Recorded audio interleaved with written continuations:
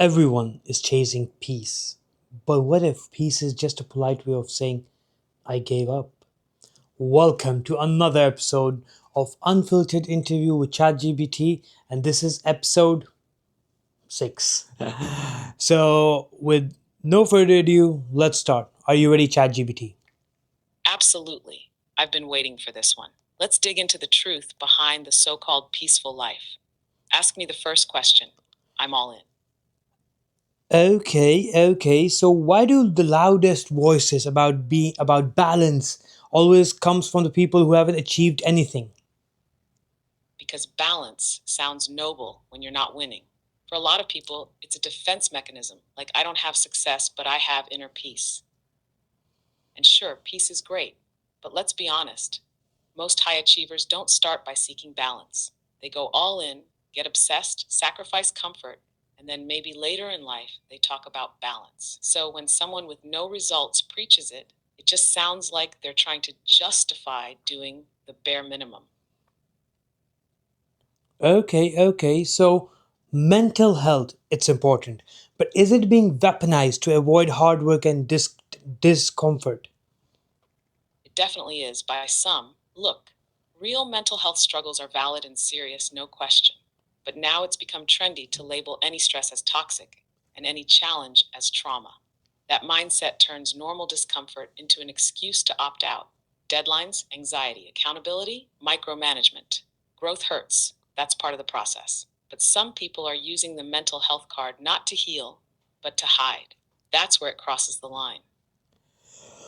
So do you think peace should be earned or is it everyone's birthright regardless of effort? Regardless of effort. See, that's the tricky part. On one hand, everyone deserves peace of mind, like safety, stability, emotional calm. But the kind of peace people glorify today, financial freedom, no stress, soft mornings, slow living, that version, that's earned. You don't get that by just existing. You grind, you bleed, and then maybe you earn the right to slow down. Wanting peace isn't wrong. Skipping the effort and still expecting it, that's entitlement. I don't want to be rich. I just want to be happy. Would you respect that statement or is it just a loser talk? It depends who's saying it and what they mean by happy. If someone's genuinely content living simple, providing for their family, loving their life, that's powerful. But most of the time, that line is a cope.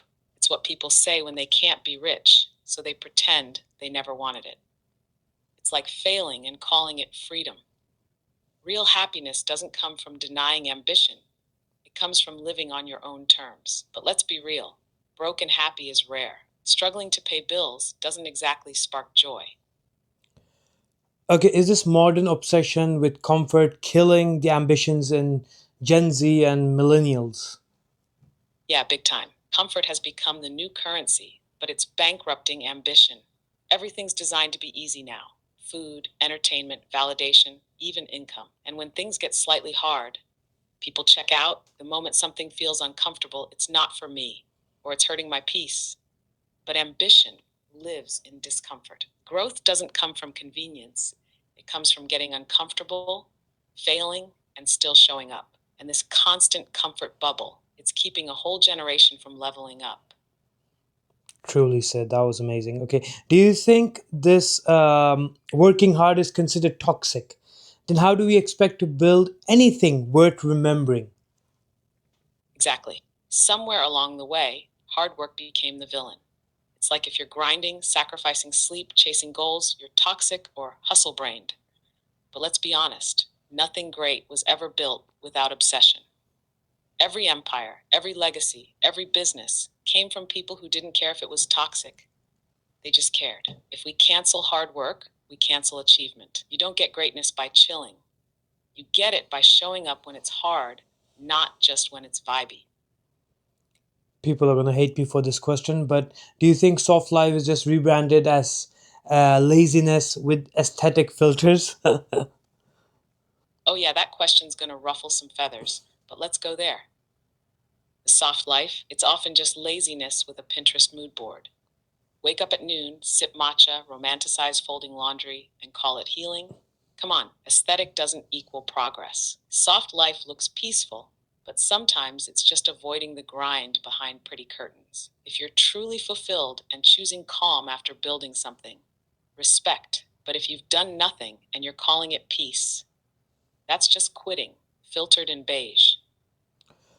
Okay, can someone truly feel fulfilled without struggle, grind, and some form of pressure? Honestly, no. Fulfillment doesn't come from comfort, it comes from overcoming. It's the pride you feel after the late nights, the failures, the pressure you push through. Struggle gives meaning. Pressure builds character. Without that, life feels flat. You might feel relaxed, sure, but fulfilled. That deep soul level satisfaction that only comes when you've earned it, when you've battled something and come out stronger. No grind, no growth. No pressure, no diamonds. So, when people say that money isn't everything, are they actually being wise or are they just broke?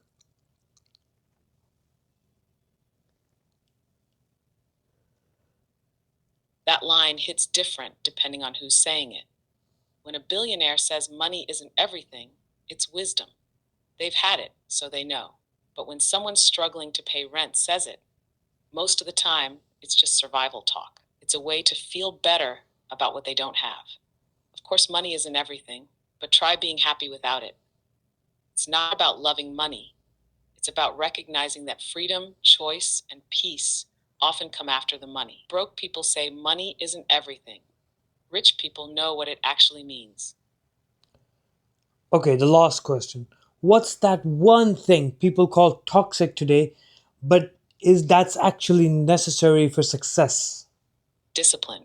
People love to call it toxic, controlling, rigid, but it's the backbone of success. Without discipline, talent wastes away, motivation fades, and dreams stay dreams. It's not cute or glamorous, but it's the thing that makes you show up when you don't feel like it.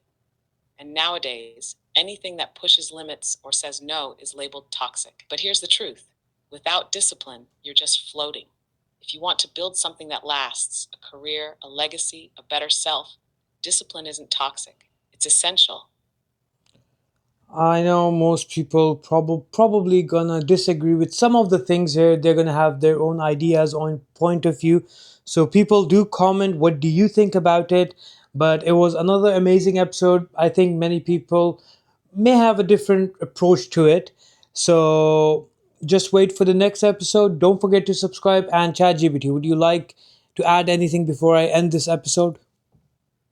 Just this: disagreement means we touch something real. If everyone nodded along, it wouldn't be unfiltered. So, to the ones triggered or inspired, you're exactly who this is for. Keep thinking, keep questioning, and don't settle for surface level peace if you're chasing something deeper. Can't wait for the next one. Let's keep shaking the table. Okay, so that's all from my side. Take care, stay blessed, and don't forget to subscribe.